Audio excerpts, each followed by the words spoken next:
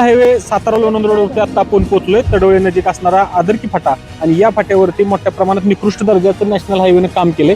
कशा पद्धतीने नॅशनल हायवेने काम केले पाहू शकत असाल की यावरती आता या विसाव हॉटेल शेजारी हा ट्रक या दस्तूरखुद्द गटारात गेलाय.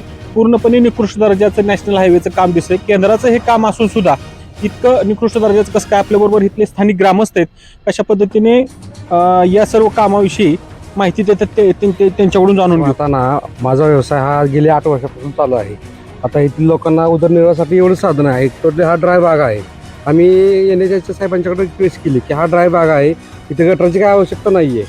तरी पण त्यांना आम्हाला न जो मानता ते काम चालूच ठेवलं आणि काम पूर्ण निकृष्ट दर्जाचं आहे. त्यावरती पाणी वगैरे काही मारलेलं नाही आहे. आता तो पहा ट्रक डायरेक्ट आतमध्ये गेलेला आहे. 12 टनाचा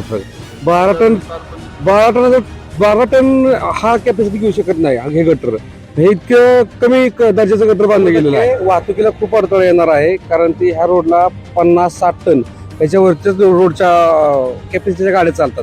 त्यामुळं जर दुर्दैवाने काही घटना घडली तर लोकांना ऑप्शन होता की बाजूनं गाडी काढून मार्ग काढण्यासाठी. गटरावरची उंची रोडपेक्षा 1-2 फूट उंच असल्यामुळं मार्ग काढता येणार नाही. ट्रॅफिकला 100% अडचण येणारच आहे. NHIच्या संदर्भात सर्व अधिकाऱ्यांना जाऊन भेटलो होतो. त्यांना निवेदनं दिली होती की हा रस्ता व्हावा. या रस्त्याला मग 965 दिला, या 467 कोटी टाकले. माननीय बांधकाम मंत्री आपले शिवेंद्र महाराज यांनी घोषणा केली की हा रस्ता लोणंद टू सातारा होतोय. 437 कोटी पडतायत. त्यामध्ये डिवायडर असतील, पूल असतील, गटर्स असतील, शाळांच्या शेजारी काय असतील, जे सगळं काय आहे ते सगळे त्याचं काम हे 965 ला पडलं. परंतु काम करत असताना या कॉन्ट्रॅक्टरला, हा कॉन्ट्रॅक्टर कशा पद्धतीनं काम करतोय, लोणंद पासून ज्या वेळेस आपण बघितलं तर गटर कशा पद्धतीनं केलंय, गटराच्या वरचा जो स्लॅब टाकलेला आहे त्याचं स्टीलचं स्पेसिफिकेशन बघा, त्याचं स्टीलची MM ची जाडी बघा. 8 MM च्या जाळ्या टाकल्यानंतर त्याच्यावर हे असे 10-10 टनाचे जर ट्रक जात असतील तर इतक्या निकृष्ट दर्जाचं काम जर हा कॉन्ट्रॅक्टर करत असेल, आणि तुम्ही जर गटराची अवस्था बघताय, घरं राहिली जुनी 4 फुटानं खाली, गटर केले 4 फुटानं वर, तो एक प्रश्न. दुसरा प्रश्न, या इथं या रस्त्याला लोणंद टू सातारा सर्व वडाची झाडं जुनी आहेत, वडाची आहेत, पिंपळाची आहेत. ती झाडं तोडून तुम्ही काय करणार आहे बाबा? त्याचं काय तुम्ही ग्रामस्थांना ज्या सांगितलं काय की एक झाड तोडून सर्वात ऑक्सिजन झाड देणारं हे वड आहे, पिंपळ आहे, ते झाडं तोडल्यानंतर तुम्ही बाबा किती रिप्लांटेशन करणार आहे हे जरी तुम्ही सांगितलं का? त्या तुमच्या टेंडरमध्ये 437च्या टेंडरमध्ये जर तुम्ही अशी जर निकृष्ट दर्जाची कामं करत असाल तर तुम्हाला विचारणारच कोणी नसेल. आणि रोज जर वारंवार अपघात होत असतील तर त्या 437 कोटीचं करायचं काय? म्हणजे स्थानिक नागरिकांना त्रास आहे, येणाऱ्या जाणाऱ्या वाहनधारकांना त्रास आहे. मी शिवसेनेचा, महाराष्ट्र वाहतूक सेनेचा उपजिल्हा प्रमुख म्हणून सांगतो, जर या कॉन्ट्रॅक्टरला जर मग यामध्ये हात कोणाचा ओला झालाय का? तुमच्या माध्यमातून सांगतो, यामध्ये हात जर कोणाचा ओला असेल तर या कामाकडे कोणाचं लक्ष का नाही अधिकाऱ्यांचं? NHIच्या अधिकाऱ्यांना मी तुमच्या मार्फत विचारतो, NHIचे वरचे अधिकारी इथे येऊन त्यांनी पाहणी केली का? 8 इंच जाडीची पाहिजे. जर असे ट्रक किंवा जर पलीकडे घर आहेत आणि पलीकडून इकडे जायचंय तर ते 8 MM जाडीचा थिकनेसचा स्लॅब पाहिजे. त्याला क्युरिंग अजिबात ही लोक करत नाहीत. सगळे ग्रामस्थ ओरडतात. ज्या ठिकाणी काय घराच्या ठिकाणी इथं समोर बघा, त्या बघा 3 इंच जाडीचा स्लॅब टाकलाय, त्याच्यावरनं गाडी टिकेल. आता राहिला विषय, समजा इकडे घर असेल तर इकडचं पाणी रस्त्याचं इकडे जाणार कसं?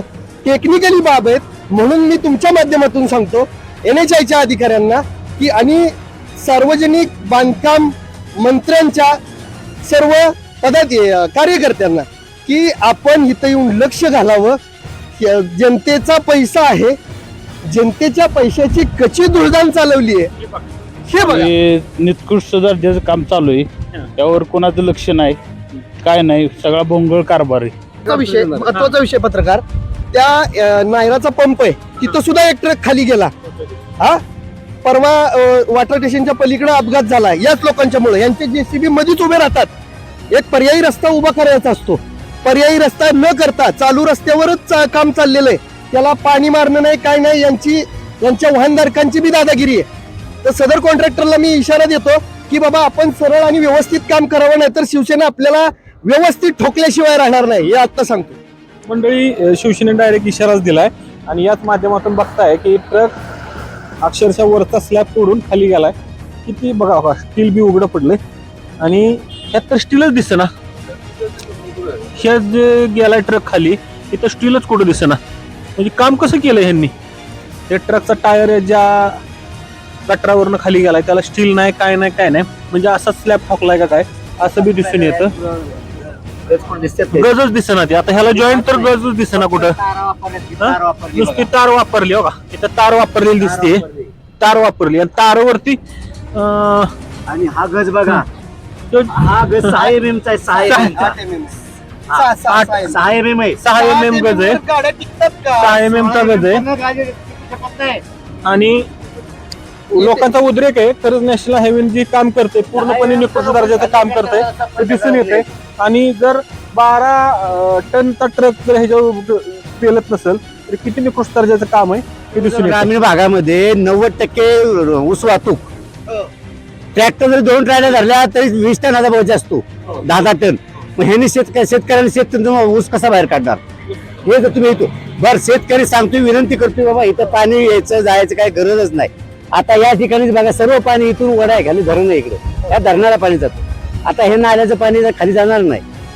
इथं 6 mm चा गज वापरलेत प्रत्येक ठिकाणी. 16 mm च्या गजानं पण काम होऊ शकत नाही. 10 mm प्रत्येकाने त्यांनी खाल्लेलं आहे.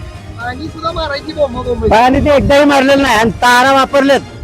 हो, स्टील वापरलंच नाही. ज्यावेळेस आपण पिलर उभा करताना ताराचा वापर करतो, त्या तारा वापरत त्यांना, आणि त्याच्यावर फक्त त्यांनी सिमेंट टाकलेलं आहे, बाकी काही काम केलेलं नाही. आणि हे जर काम केलं ना तर ह्या कामाचं जास्तीत जास्त तुम्हाला 6 महिन्याचा वापर होईल. तोपर्यंत कॉन्ट्रॅक्टर गायब होणार.